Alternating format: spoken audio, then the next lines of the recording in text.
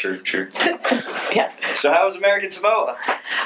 American Samoa was a very successful trip this time around. Fair enough. Yeah.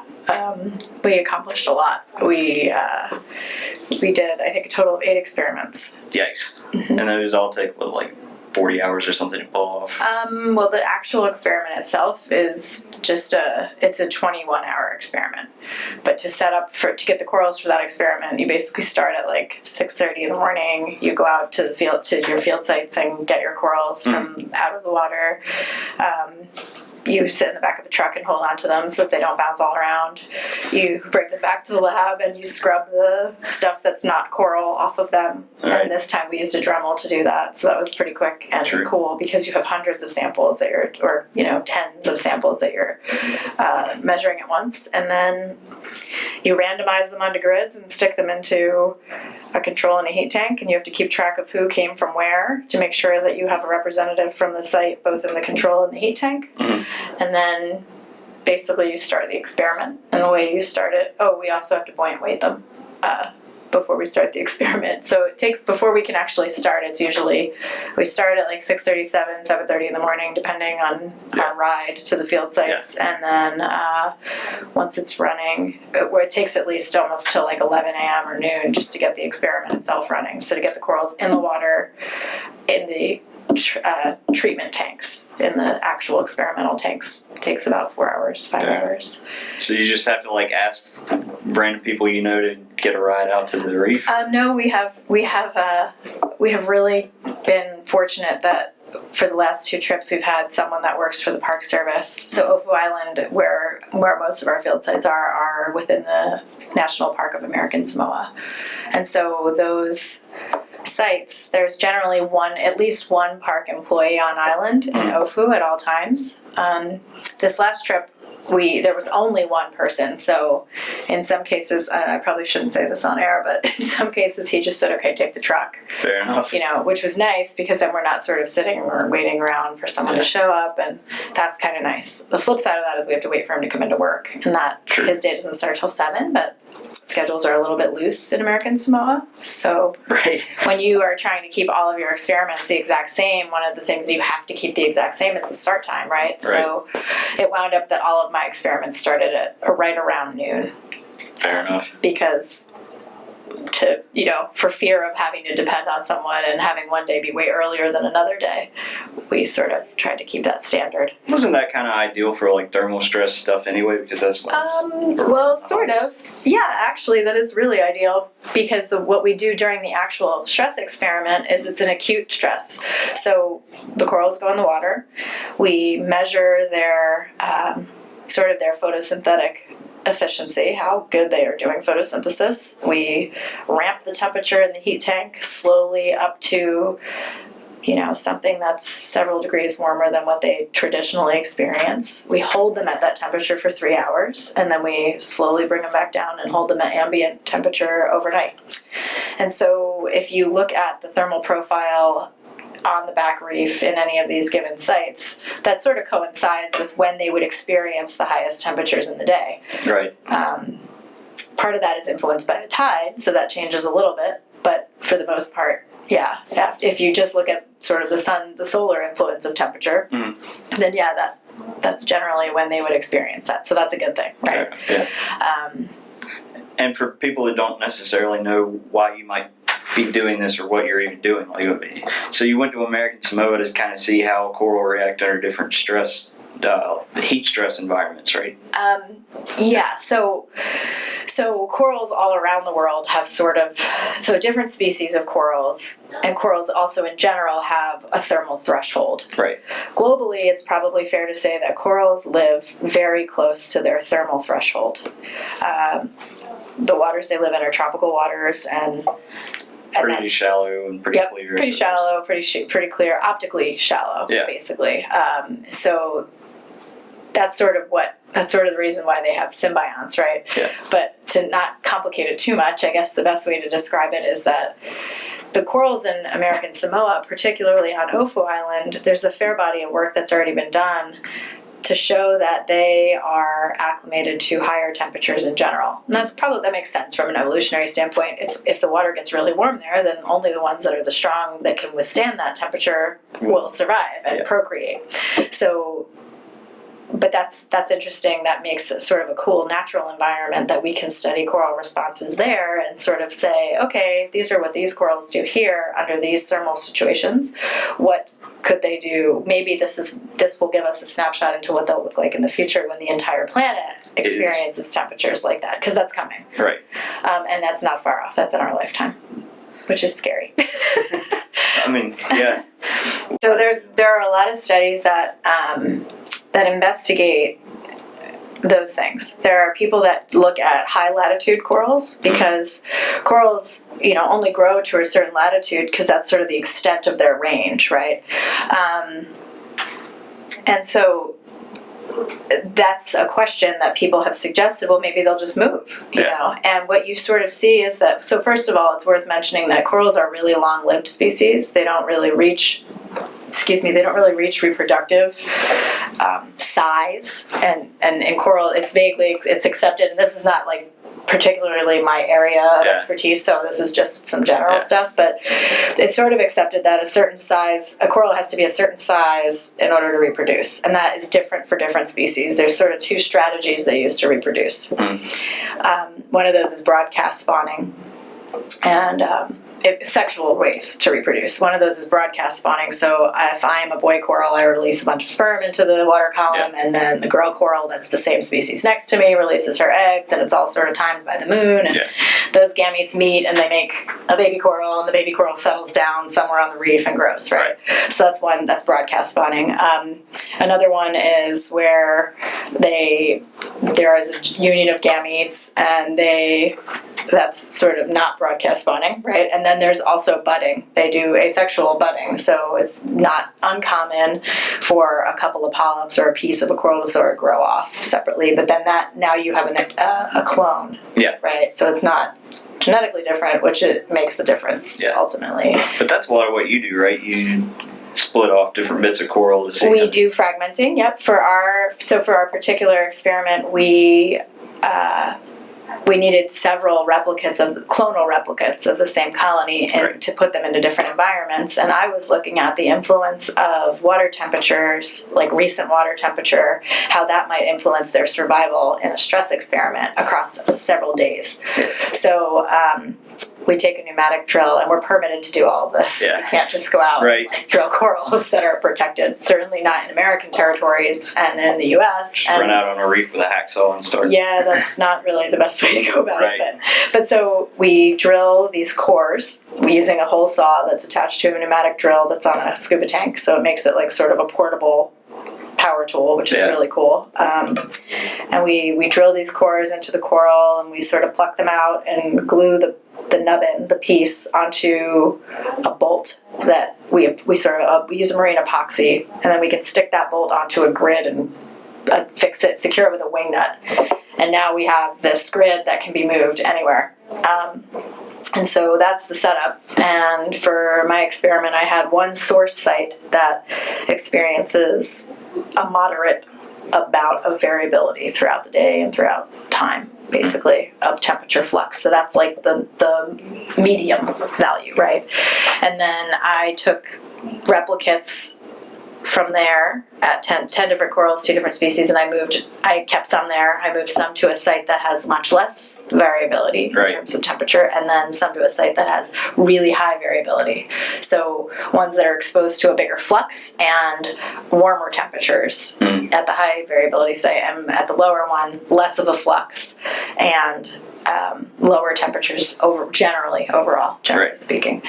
And so the idea was then, so leave them out there for 7 months or however long. Ideally, it would have been leave them out there for 10 years, but that's not, I don't have 10 years for my PhD, right, or 100 years or whatever, but yeah.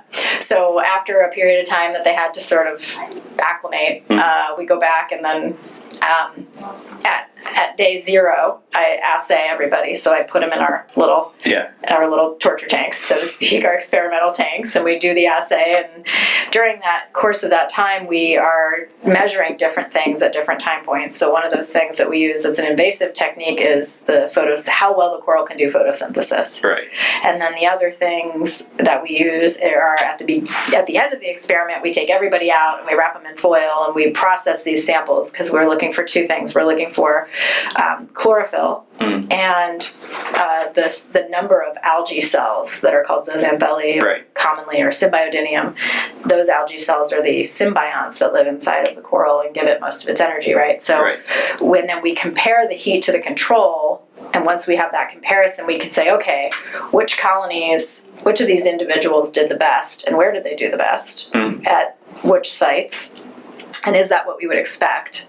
And try to sort of say, okay, now if we do that at the 0 time, then how do they look 2 days later? How do they look a week later? How do they look 2 weeks later? How do they look 20 days later? And if we compare all those things, and then also look at the thermal profile they've been exposed to, does the thermal profile explain some of what we see in the results? Right. Is there an influence? Does temperature have an influence on a smaller scale? Because people look at really big scale usually. Right. And the way that we predict sort of bleaching right now is we have these remote sensing products that give us a kilometer scale sea surface temperature, right? Right. And so we have a pretty good measure of that, but that's at a really, really broad scale. Well, all 3 of my sites are within only a few kilometers of each other, right? So they're pretty close. In fact, 2 of my sites are within less than a kilometer. So that's not going to be captured. The small geographic scale is not going to be captured by that. So you're essentially getting all the water around this island is a certain temperature, but you want to know more. Well, we know that more fine scale, yeah. And then the way that we sort of do it now to predict bleaching is we look at these remote sensing images. Well, we don't do it, but people that somebody. Coral Watch is sort of the product that people. It seems to be favored, I think, right now. But so people take this remote sensing data, and they say, okay, for how many weeks is the temperature going to be higher than this certain threshold? Right. So that's called degrees heating weeks. So it's greater by 1 degree. So you're trying than to the mean summer annual maximum or something like that. So what they do is they take all the temperature data for the summer, they find the mean of those data, and then they figure out how much, how many weeks it will be above that value, a certain number of degrees above that value, and those are your degrees heating weeks. So based on the time, the duration of that high temperature period, they can say, okay, we do or we don't predict bleaching. The problem is that it's not the same for all species, right? And it's not the same in these small geographic scales. And also, no one's really looked at small thermal scale, or small time scales. So the question of this particular project is there a difference between 0 and 2 days, 0 and a week, 0 and 2 weeks? Is there, and so we don't really know that. No one's really looked at that yet. So that's sort of. So we know about when everything really hits the fan, but not so much broadly, right? We can predict when it's going to be really bad, catastrophic. For sure. And with pretty good accuracy. But again, there's, you have patchiness. You don't have, if it's a small geographic scale, you can't say for sure. Right. So you couldn't as of right now, you couldn't take an island and say these are the most productive reefs and these are the ones that are most at risk. So. Well, it's better than nothing, right? The predictions are good. Right. This is also tricky because this is an El Nino year. Yeah. So we have some really anomalous. That storm, cyclone. So we also had a cyclone in the middle of my 7-day and 14-day time point. So it will be interesting to see how that shakes out in my analysis. 15-foot waves Well, the waves were actually 30 feet on the reef, breaking onto the reef. 31 feet were the highest waves. But what's incredible is the reef structure there has really little human impact. Yeah. So there's a lot less anthropogenic stress because I think at any given time there's between 200 and 300 or 400 people on both islands. So it's a small population of people. Yeah. It's a small island, but but so then there's like healthy reefs there. The structure is not, it's not bioeroded, it's not degraded, the reef is accreting. Nobody's throwing dynamite onto the reef. Right, none of that. And so it's doing its job. It's protecting the shoreline. And in comparison, that same storm that did not directly hit the island of Tutuila, which was nearby, there was a particularly controversial thing a few years ago where they were using, I guess they used either live coral or something they altered the reef right near the airport to extend the runway. And it basically only one man on the island stood up against that. Yeah. And he lost his job at the community college. But long story short, the point is that reef is degraded, and that was one of the sites that half the road fell into the sea. So really bad, really bad damage. Right. But and part of that, and what's wild is that the reef crest there is a lot farther from the coast, from like where people's houses are. So there's like a little lagoon. There's certainly a lagoon there, and that lagoon should hypothetically be distance-wise a little more protected, but the reality is there's less reef structure there. So because there's less reef structure, that site was higher. That land was more impacted by Cyclone Victor than was ours. Which literally the lodge where we stay is like you can see the waves on the reef breaking from your door, and the distance to the crest from the beach is really not very far. It's like less than a football field, right? So it's pretty big difference in the reef structure being healthier and doing its job at protecting the shoreline versus not. So I think the thing that people forget a lot of times is that literally places like this absolutely rely on the reef for shore protection. Yeah. I mean, even if you ignore all of the ecosystem functions and all of the, the food and all the other stuff, that's a big deal. Yeah. Especially if you are living on an island and the sea level is rising, you probably want to keep that intact so you have less erosion. Well, it can't be cheap to keep building roads every time the sand gets washed. I mean, on certain islands. Yeah, it's an economic issue. Right? I mean, it's wild so that particular part of that island of Tutuila doesn't have a seawall. Yeah. And, it probably needs one. Right. Maybe they'll put one in this time. I don't really know. Are the Maldives doing any kind of like coral protection stuff to keep their shorelines? That's a good question. That's not an area I'm super familiar with. I do know that they do some coral restoration work there. Yeah. I know there's an organization that I don't know if they actually clip corals and outplant them, but they do coral gardening. And that's sort of a burgeoning field, Coral gardening. Yeah. You mean like trying to grow up like super corals? So that's a separate thing, but yeah, there's people that are working on that. They're interested in like if we could get this coral, if we could make a coral that is super strong and could withstand anything that's going to be thrown at it by the planet and humans in the next, however many years, what would that look like? So there are people that are investigating that. I think Ruth Gates at UH is the one that she and her colleagues are heading that up. But separate from that, the coral gardening. There are a lot of organizations that are currently using that as a restorative technique. For example, in the Keys, there's Coral Reef Foundation, and they're specially permitted, and that's like a weird situation, but it's cool.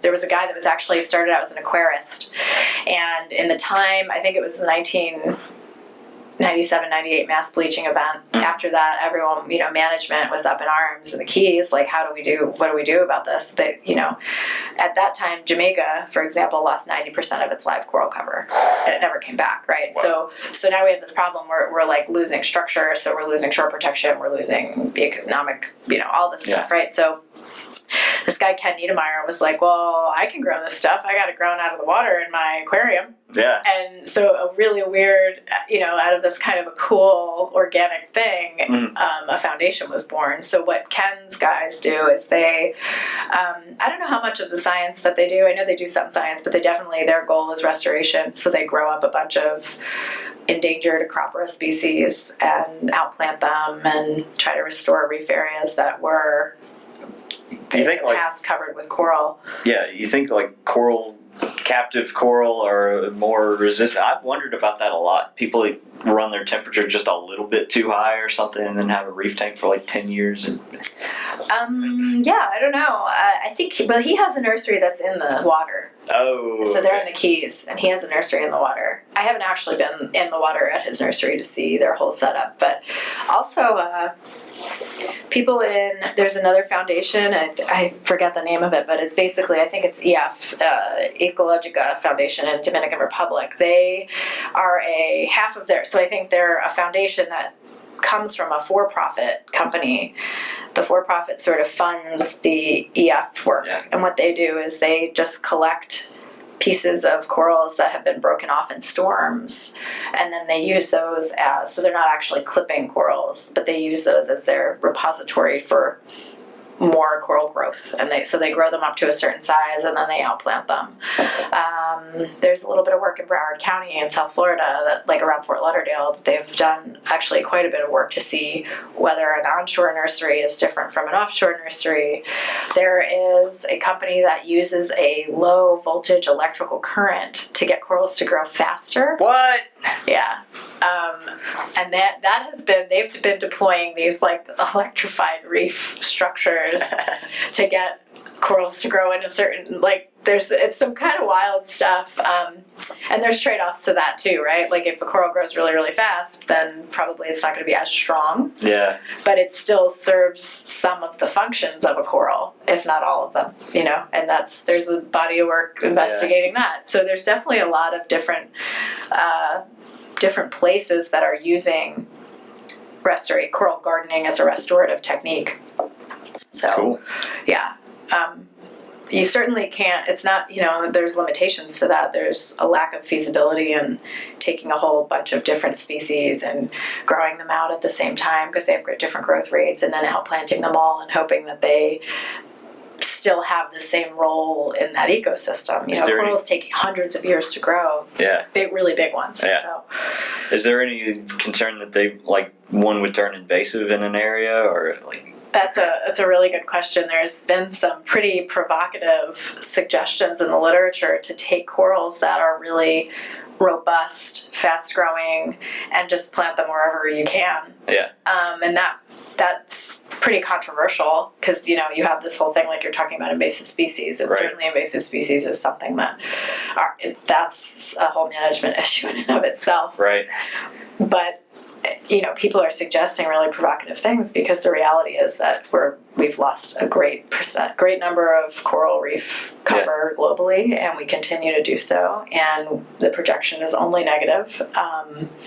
And so trying to find maybe a creative solution maybe is in our best interest if we want to preserve reefs for future generations. So like if all the trees were going to die off in 50 years, we'd want to start planting anything that grows now, right? Right.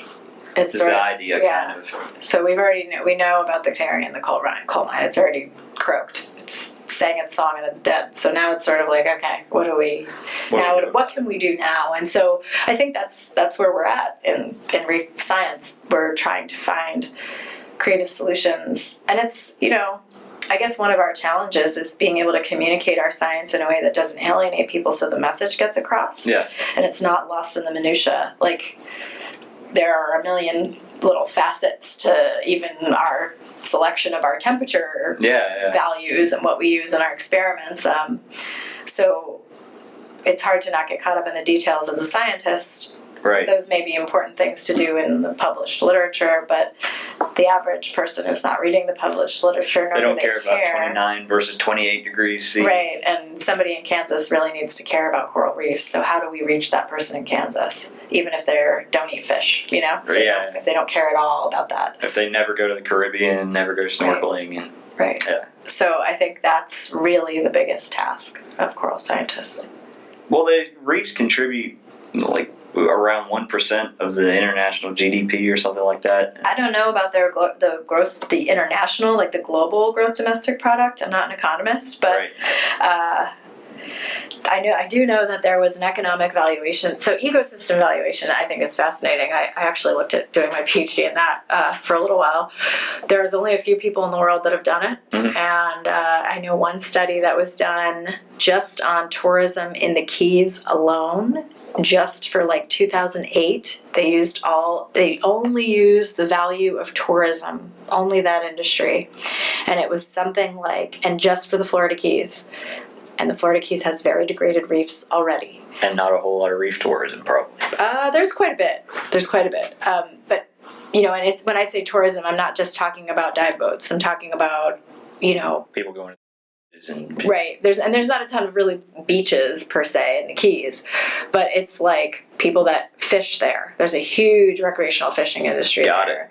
There's a huge a huge demand to go there to fish if you have your own boat. There, or you can go out on a head boat, or you can go out on a dive boat, or a snorkel tour, or any of those. I mean, there's a whole suite of things there.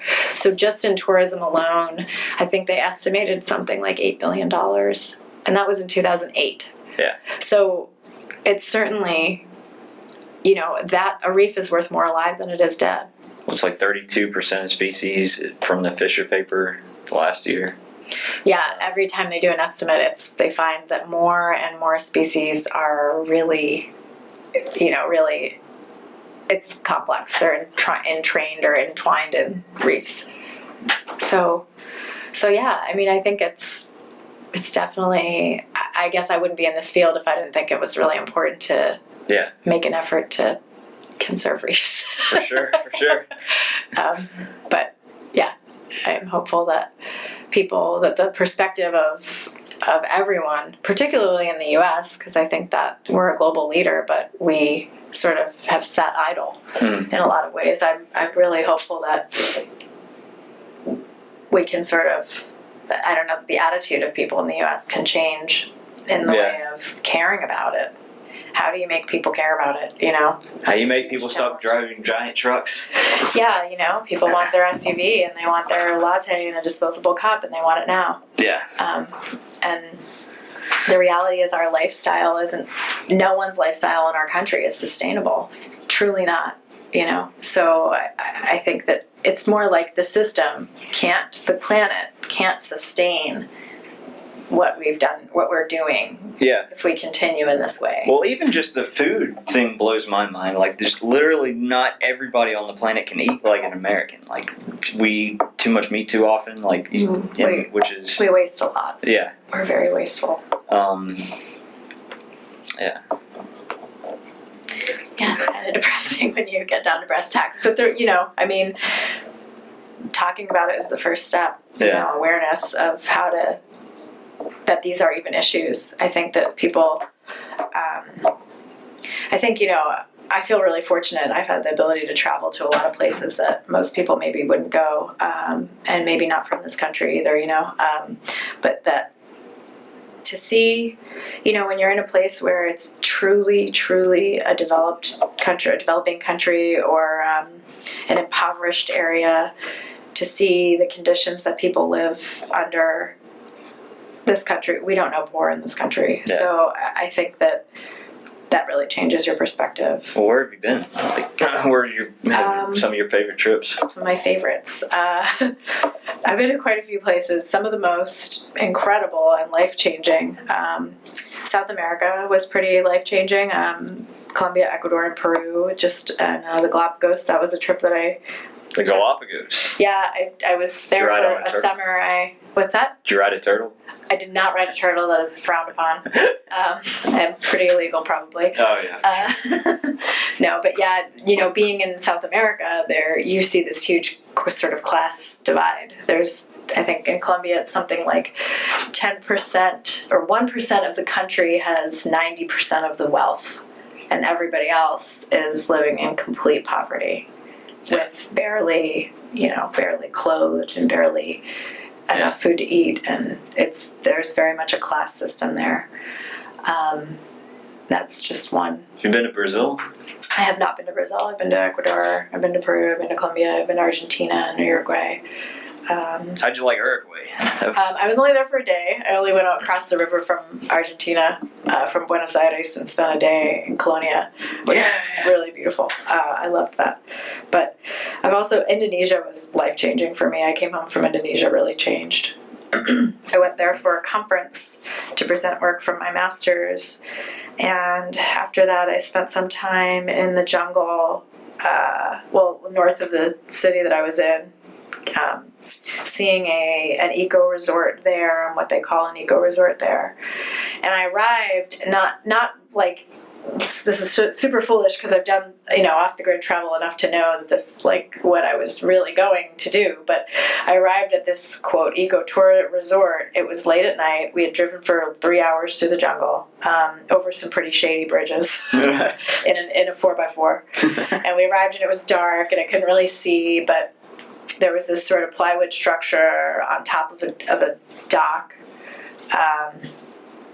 And so they showed me to my room, and the nicest thing in my room, the whole thing was plywood, and the nicest thing in my room was a prayer mat, like a plastic woven prayer mat. And the bed had this like little pad on it that was like, I guess, an inch thick, and it just sort of looked like some ratty cotton batting sort of stuffed in it, but it was fine, it was adequate. And so fortunately enough, I had the foresight to bring sheets for some reason. I don't remember why I did that or how I did that, but I had sheets. And so I went to bed, and I woke up the next morning to the sound of water lapping underneath my hut. No, it was good. It was actually just the tide coming in onto the dock. And so there, the gentleman that's sort of the biggest advocate and most experienced guy in all of the country that does coral transplantation, the place belonged to him. And so he had a colleague or an employee that took me out onto the reef to snorkel around and show me his nursery, and it was wild. There's probably sewage coming off right from the nearby village right onto the reef there, and it's mucky, right? It's like this like mud, and the coral's just growing right out of the water. Like, wow. The coral just doesn't care. So it was really wild. That was a really unique experience. And then following that, I traveled around Indonesia a bit and to different places. And also while in Kendari, that was the town he was about 3 hours north of there, but there was this, I went to their fish market, and that was life-changing. There were these little girls that were swimming in the water. There were these huge fishing boats just coming in and out, and I have no idea where their parents were. They were naked. They were in the water. There was a couple of feet of water, and they were eating the discarded eyes out of the fish heads that had been thrown into the water at the market. Yeah. So just really not very sanitary, and it was wild. There were tons of fish coming in like laundry baskets, which was an interesting thing for me to see. Do what you have to do, I guess. Yeah, it was really, but it was eye-opening. The look of those little girls, and they were smiling and playing in the water and really happy. Fish eyes. Yeah, I mean, well, that's a delicacy in Indonesia, so they're into that. But just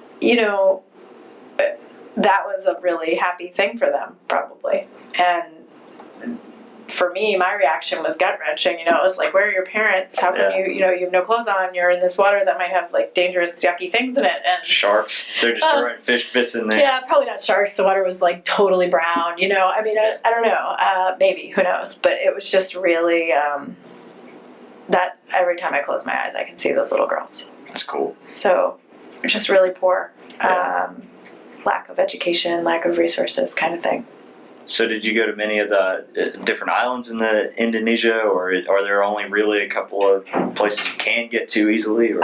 Well, it's kind of hard to get to some. Well, so okay, for most of the places, the larger islands, if they have an airport, it's not hard to get there. Yeah.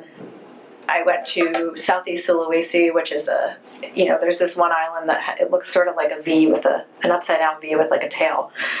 And those are some pretty big dive spots that tourists have been to before, but it's not like they see a great deal of Westerners. So yeah.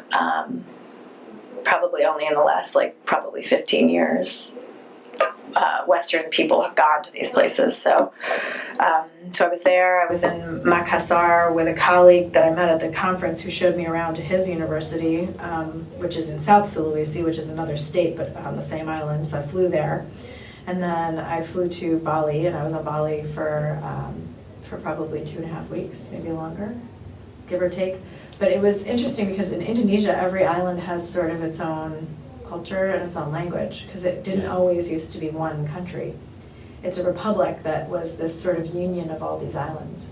So each island has its own history, and it's not uncommon to find someone that speaks 4 different languages on a given island. They have everyone in the nation speaks Bahasa, which is the unifying language of Indonesia. And then, for example, in Bali, there's Balinese Bahasa. Balinese has a really big Hindu influence, and so it's just really, it's interesting. There might be a language that's spoken on their island specifically, and then in that region, and then in their own village or their family. So it's wild. Wow. It's pretty wild. So, but a lot of the people that interface with tourists speak English, at least a little bit. You can certainly get by. well, Australia's right there, right? I'm sure they. Yeah, there's a lot of Australian tourism and Kiwi tourism to Bali, but a lot of the other parts of Indonesia that are farther off, maybe less so. Yeah.